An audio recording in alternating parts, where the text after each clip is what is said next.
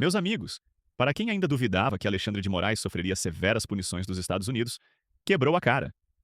A jornalista patriota Ana Paula Henkel acaba de trazer informações inéditas sobre os movimentos que estão acontecendo em solo americano para que Moraes seja pego de uma vez por todas. Sim, o bicho vai pegar pro STF, e é exatamente sobre isso que venho falar com vocês.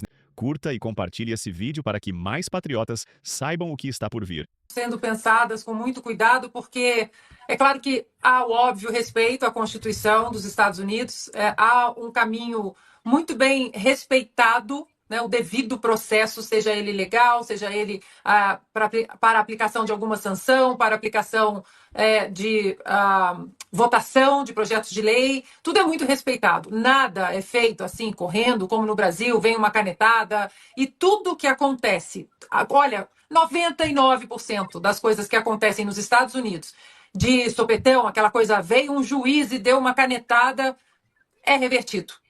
Tudo que é bem estabelecido e que respeita todo esse processo que eu estou mencionando, tudo consegue ter pilares mais fortes, com um futuro que não vá balançar, sem terremotos e sem maremotos, podemos colocar dessa maneira, né? Fazendo uma alusão aí até o que acontece na minha querida Califórnia.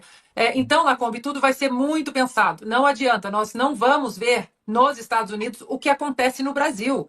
Inquéritos de ofício, situações decididas pelo fígado, sem olhar. Juízes, agora, por exemplo, teve um juiz, né, que ali, no ímpeto de parar Donald Trump a qualquer maneira, sem respeitar uma premissa do executivo, que estou falando das deportações dos imigrantes ilegais e principalmente os criminosos dos Estados Unidos, um juiz federal, não da Suprema Corte, um juiz federal resolveu dar uma canetada. Não pode fazer isso.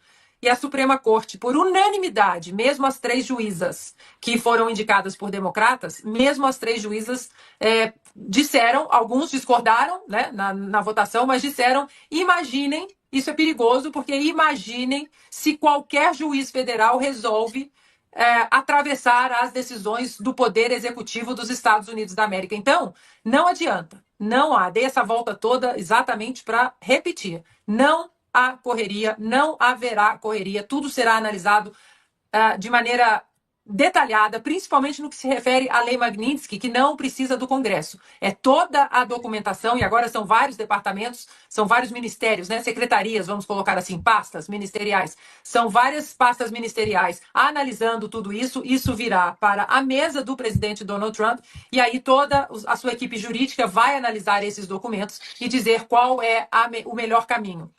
Lacombe, alguma coisa vai acontecer. O que eu posso adiantar pelas mensagens que eu tenho trocado com o Jason Miller é que o nome do Alexandre de Moraes é grande, é gigantesco, como ele gosta de pensar que ele é.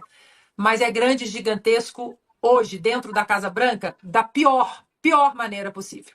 O futuro para Alexandre de Moraes nos Estados Unidos, a médio prazo, não acredito que seja a curto prazo, até porque há muitos problemas que muitas arrumações, né, herdadas da outra administração Joe Biden, que Donald Trump está colocando como prioridade. Mas a médio prazo, eu acho que as coisas vão acontecer, porque nós estamos falando de uma interferência também em relação à vida de cidadãos americanos. E ele sabe muito bem disso. Só que eu acho, para finalizar, Lacombe e Silvio, que o Alexandre de Moraes ele esticou tanto a corda, ele abusou tanto da sorte, que agora ele não tem como voltar. Mas um freio ele vai receber. Eu tô numa dúvida aqui. Eu acho que tá na hora de mudar um comportamento meu. Afinal de contas, tem uma crítica que eu recebo frequentemente, não é na maioria das vezes não, mas acontece algumas vezes, e principalmente por parte da imprensa, é que sempre que qualquer jornalista, qualquer repórter entra em contato comigo aqui no celular para perguntar alguma coisa, eu sempre respondo com uma receita de bolo. Eu respondo com uma receita de bolo e uma alusão no período do regime militar, quando a imprensa era censurada pelo regime militar. Então, no lugar onde iria ser publicado alguma matéria que o regime militar não deixava que fosse publicada, eles colocavam uma receita de bolo.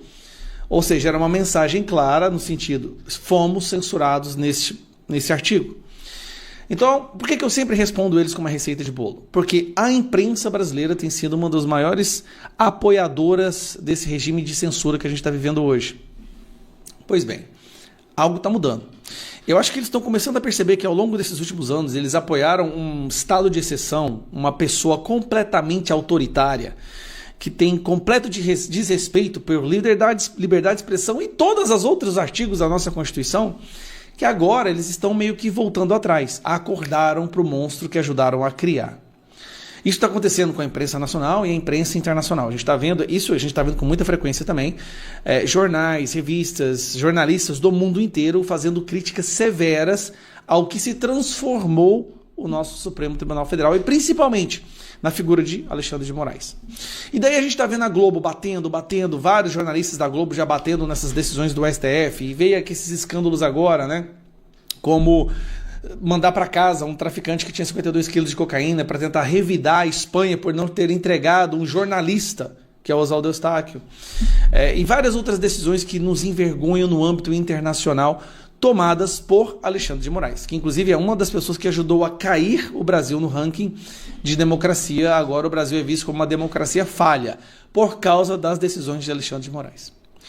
Então é por isso que todas as vezes que eu ver algum jornalista que se propõe a falar a verdade, eu vou publicar aqui. E por isso eu estou começando a contemplar a possibilidade de não mais responder à imprensa com receita de bolo, porque parece que, embora eles ainda sejam avatares ideológicos, e a maioria é um bando de imbecil, desculpa, mas é verdade, um bando de imbecil, eles estão começando a perceber que ajudaram a criar um monstro que no futuro irá devorá-los. Então, esse aqui é um jornalista do jornal da Band, que de vez em quando ele solta a verdade doída. Alexandre de Moraes colocou o Supremo num outro patamar. Antes dele, o STF era criticado por se meter onde não devia, o tal do ativismo. Agora, as críticas são mais duras e talvez já mereçam uma reflexão interna.